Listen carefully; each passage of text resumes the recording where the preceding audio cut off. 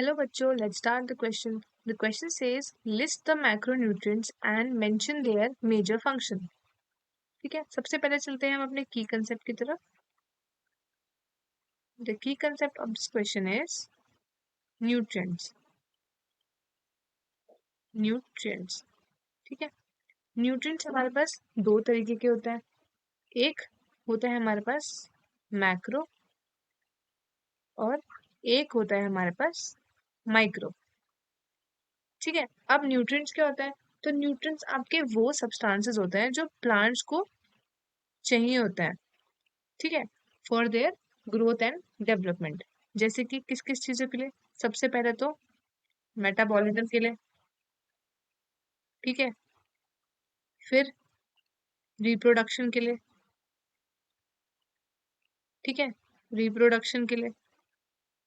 फिर growth and development के लिए.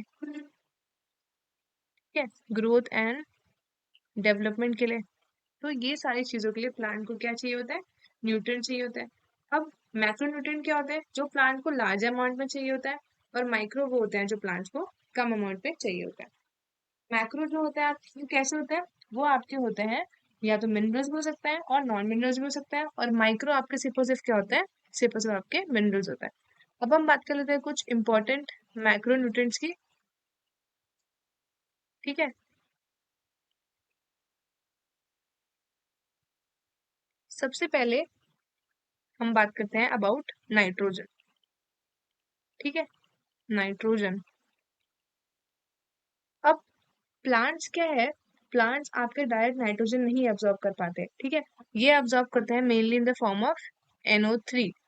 ठीक है, और कुछ कुछ ये लोग करते हैं NO2 माइनस एन या फिर NO2 माइनस या फिर NH4.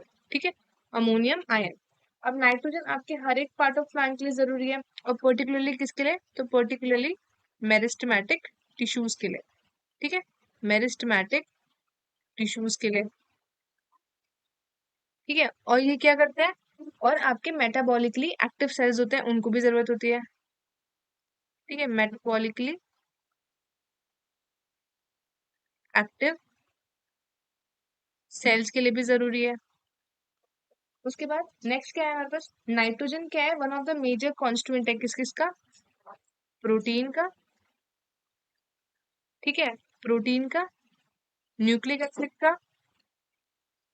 प्रोटीन का, न्यूक्लिक एसिड का, विटामिन का और हॉर्मोन्स का. ठीक है, ये है हमारे नाइट्रोजन के बारे में. अब नेक्स्ट चलते हैं हम. नेक्स्ट मैक्रोन्यूट्रिएंट है हमारे पास फॉस्फोरस. ठीक है, अब प्लांट्स एब्जॉर्ब करता है इनको in the form of H2PO4 या फिर in the form of HPO4 2 minus. ठीक है, इनके फॉर्म में. अब क्या होता है कि फॉस्फोरस आपका कॉन्स्टिट्यूएंट है किस किस का? एक तो सेल मेम्ब्रेन का. ठीक है, उसके बाद कुछ प्रोटीन्स का, सारे न्यूक्लिक एसिड का और न्यूक्लियोटाइड्स का. ठीक है, और ये इंपॉर्टेंट है हमारे फॉस्फोराइलेशन रिएक्शंस के लिए. ठीक है, अब नेक्स्ट है हमारे पास पोटेशियम. पोटेशियम. ठीक है, अब प्लांट कैसे अब्जॉर्व करता है पोटेशियम? तो ये अब्जॉर्व करता है in the form of K+ ion. ठीक है, और ये किस किस में रिक्वायर्ड होता है? ये आपके मेरिस्टेमेटिक टिश्यूज, बड, लीव्स और रूट टिप्स में रिक्वायर्ड होता है. और ये आपका मेंटेन करता है एनायन और केटायन बैलेंस सेल के अंदर. ठीक है, और ये क्या करता है? और ये आपका हेल्प करता है इन दी प्रोटीन सिंथेसिस. ठीक है, प्रोटीन के सिंथेसिस में हेल्प करता है. उसके बाद नेक्स्ट क्या है? Opening and closing of stomata. ठीक है, opening and closing of stomata. Opening and closing of stomata. उसके बाद एक्टिवेशन ऑफ एंजाइम्स और मेंटेन करता है टर्जिडिटी. ठीक है, टर्जिडिटी ऑफ सेल। तो ये हो गया पोटेशियम के बारे में। अब नेक्स्ट है हमारे पास कैल्शियम। ठीक है, कैल्शियम। अब प्लांट्स एब्जॉर्ब करते हैं calcium in the form of calcium ion. ठीक है, Ca2+। कैल्शियम आपका रिक्वायर होता है मेरिस्टेमेटिक एंड डिफरेंशिएटिंग टिश्यूज में।